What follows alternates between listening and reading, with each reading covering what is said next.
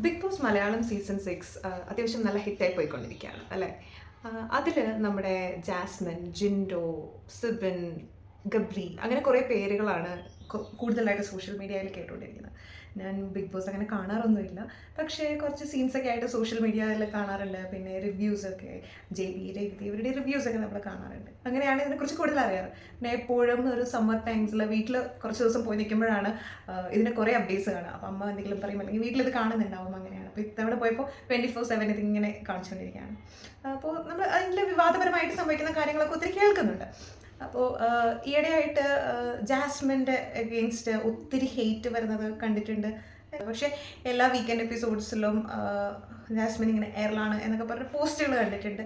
അപ്പോൾ എന്നാലും അദ്ദേഹം അധികം എന്താ പറയുക തളർന്നു പോകുന്നതൊന്നും കണ്ടിട്ടില്ല. പക്ഷേ ഒരു കഴിഞ്ഞ വീക്കിലൊക്കെയാണെന്ന് തോന്നുന്നു, ഒരു 2 weeks ബിഫോറൊക്കെയാണെന്ന് തോന്നുന്നു, ഭയങ്കര കരച്ചിലായിരുന്നു. അപ്പോൾ ഞാൻ അതിൻ്റെയും വീഡിയോസ് കണ്ടു. ഒത്തിരി കിടന്ന് കരയുന്നു, ഭയങ്കര തകർന്നടിഞ്ഞിരിക്കുന്നു, കൺഫ്യൂഷൻ റൂമിൽ കിടക്കുന്നു, മേക്കപ്പ് ഒന്നും ചെയ്യുന്നില്ല, അങ്ങനെ ഭയങ്കര ഒരു ഡിസപ്പോയിൻറ്റിങ് ടൈം. അപ്പം ഞാനിങ്ങനെ വീട്ടിലിത് കണ്ടപ്പോൾ അമ്മയോട് പറയായിരുന്നു, അമ്മ ഈ ജാസ്മിന് വല്ല പീരിയഡ്സ് വല്ല ആകാറായി കാണും, PMC കാണും എന്നിങ്ങനെ പറയായിരുന്നു. അത് കഴിഞ്ഞിട്ട് നോറ ഇരുന്ന് കരയുന്നത് കണ്ടു. നോറ തുടക്കത്തിലൊക്കെ ഒത്തിരി കരയുന്നത് കണ്ടിട്ടുണ്ട്. അപ്പോൾ ഇപ്രാവശ്യം നോക്കിയപ്പോൾ നോറയും ഭയങ്കരമായിട്ട് ഇരുന്ന് കരയുന്നു. കഴിഞ്ഞ ദിവസം എങ്ങനടിച്ചൊക്കെ കരയുന്നു. എന്തോ ഒരു ചെറിയ റീസൺ ആയിരുന്നു. അപ്പോൾ ശരണ്യ വന്നിട്ട് ഇങ്ങനെ പറയുന്നുണ്ട്, കഴിഞ്ഞ 2 weeks ആയിട്ട് നീ കരഞ്ഞിട്ടില്ല, നീ സ്ട്രോങ് ആയിരുന്നു, പെട്ടെന്ന് കരയുന്നു. നോറയ്ക്കും പ്രശ്നമാണെന്ന് തോന്നുന്നു, നോറയെ സിങ്ക് ചെയ്യുന്നുണ്ടെന്ന് തോന്നുന്നു. എന്നിട്ട് അത് കഴിഞ്ഞ് അവരെ ആ റൂമിൽ പൂട്ടിയിട്ട ഒരു സീനിൻ്റെ സമയത്ത് എന്തോ ഇവർ പറയുന്ന കേട്ടു 2 പേർക്കും പീരിയഡ്സ് ആണെന്ന്. അപ്പോൾ പീരിയഡ്സിനോടനുബന്ധിച്ചുള്ള മൂഡ് സ്വിങ്സ്, അല്ലെങ്കിൽ ഞാൻ എൻ്റെ അമ്മയോട് ചോദിച്ചതുപോലെ PMSing അതാണോ? അതിനെക്കുറിച്ച് നമുക്കിപ്പോൾ പറയാൻ പറ്റില്ല. കാര്യം നമുക്ക് അവരുടെ ബാക്കി സ്റ്റേജസ് ഒന്നും അറിയില്ല. അവരവിടെ നിൽക്കുന്ന സമയത്ത് അവർക്കുണ്ടാവുന്ന ഇതെല്ലാം നമുക്ക് അറിയാനൊക്കത്തില്ല. പക്ഷേ എന്നാലും പീരിയഡ്സ് മൂഡ്സുമായിട്ട് ബന്ധപ്പെട്ട് ചില പ്രശ്നങ്ങളൊക്കെ ഉണ്ടാവാറുണ്ടല്ലേ. നമ്മളുടെ ഇടയ്ക്ക്, നമ്മളുടെ ഫീമെയിൽ ഫ്രണ്ട്സിൻ്റെ ഇടയ്ക്ക് നമ്മൾ കേട്ടിട്ടുണ്ട് PMSing, മൂഡ് സ്വിങ്സ് എന്നൊക്കെ. എന്താണത് എന്ന് നമുക്ക് നോക്കാം. അപ്പോൾ PMSing അഥവാ പ്രീ മെൻസ്ട്രൽ സിൻഡ്രോം, അല്ലാന്നുണ്ടെങ്കിൽ PMDD, pre menstrual dysphoric disorder, അങ്ങനെ അറിയപ്പെടുന്ന ഒരു അസുഖമുണ്ട്. അതിപ്പോൾ അസുഖം എന്ന് അങ്ങനെ പറയാൻ പറ്റില്ല, നല്ലൊരു കണ്ടീഷനാണ് അല്ലേ. അപ്പോൾ നമ്മുടെ ഈ പീരിയഡ്സിന് മുന്നേ നമ്മുടെ ഹോർമോൺസൊക്കെ വല്ലാണ്ട് വ്യത്യാസപ്പെട്ടിരിക്കും. നമുക്ക് മൂഡ് സ്വിങ്സ് വരും. ചില ആളുകൾ ഭയങ്കരമായിട്ട് ദേഷ്യപ്പെടും, ഭയങ്കര ഇറിറ്റബിലിറ്റി ആയിരിക്കും, അല്ലെങ്കിൽ ഭയങ്കര ആങ്സൈറ്റി ആയിരിക്കും, ആ ഒരു ഫ്രസ്ട്രേഷനും കാര്യങ്ങളും, അല്ലെങ്കിൽ ഭയങ്കര വിഷമമായിരിക്കും. അപ്പോൾ ഈ കുറേ കാര്യങ്ങളൊക്കെ എപ്പോഴും നമുക്ക് ആ പീരിയഡ്സിന് മുന്നേ ഉള്ള ദിവസങ്ങളിൽ കാണുന്നുണ്ട്.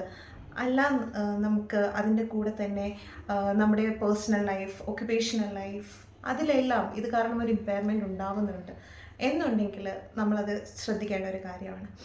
ഇതിനോടൊപ്പം തന്നെ നമ്മുടെ ഫുഡ് ഹാബിറ്റ്സിൽ വരുന്ന ചേഞ്ചസ്, നമ്മുടെ സ്ലീപ്പിൽ വരുന്ന ചേഞ്ചസ്, നമുക്ക് കോൺസെൻട്രേറ്റ് ചെയ്യാനുണ്ടാകുന്ന ബുദ്ധിമുട്ട്, നമുക്ക് കാര്യങ്ങൾ ഡീൽ ചെയ്യാനുള്ള ഒരു ബുദ്ധിമുട്ട്, ഇതെല്ലാം ഇതിനോടനുബന്ധിച്ച് വരുന്ന സിംറ്റംസാണ്.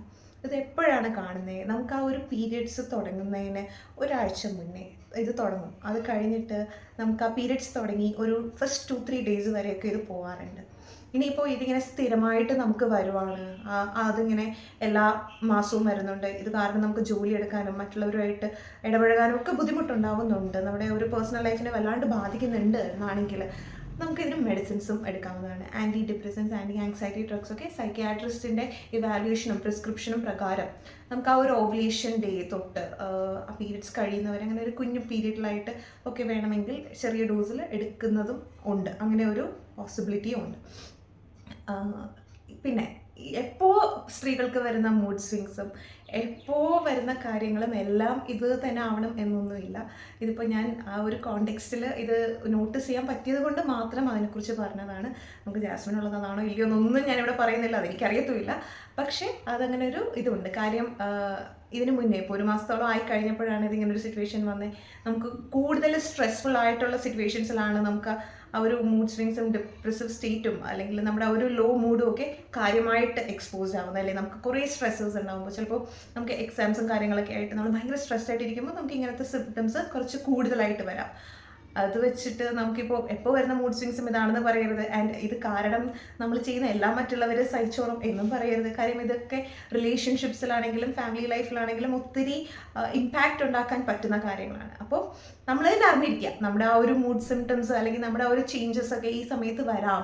നമ്മുടെ പാർട്ട്നേഴ്സിനും നമ്മുടെ കൂടെയുള്ള ഫ്രണ്ട്സിനും ഒക്കെ ഇതിനെക്കുറിച്ച് ഒരു അറിവുണ്ടാവുന്നത് നല്ലതാണ്.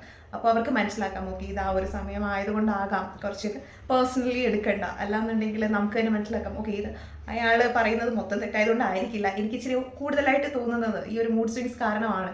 അപ്പോൾ ഇത് കുറച്ച് കഴിയുമ്പോൾ മാറും. അല്ലെങ്കിൽ അതിനെക്കുറിച്ചൊന്ന് ലോജിക്കലായിട്ട് അനലൈസ് ചെയ്യാൻ, വല്ലാണ്ട് റിയാക്ട് ചെയ്യാതിരിക്കാൻ ഒക്കെ നമുക്ക് ട്രൈ ചെയ്യാം. ഓക്കെ, അത്രയേ ഉള്ളൂ പ്രീ മെൻസ്ട്രൽ സിൻഡ്രോമിനെ കുറിച്ച് ഈ വീഡിയോ. നിങ്ങൾക്ക് ഇത് ഇൻഫോർമേറ്റീവ് ആയിട്ട് തോന്നിയാൽ യു ക്യാൻ ലൈക്ക് ദിസ്.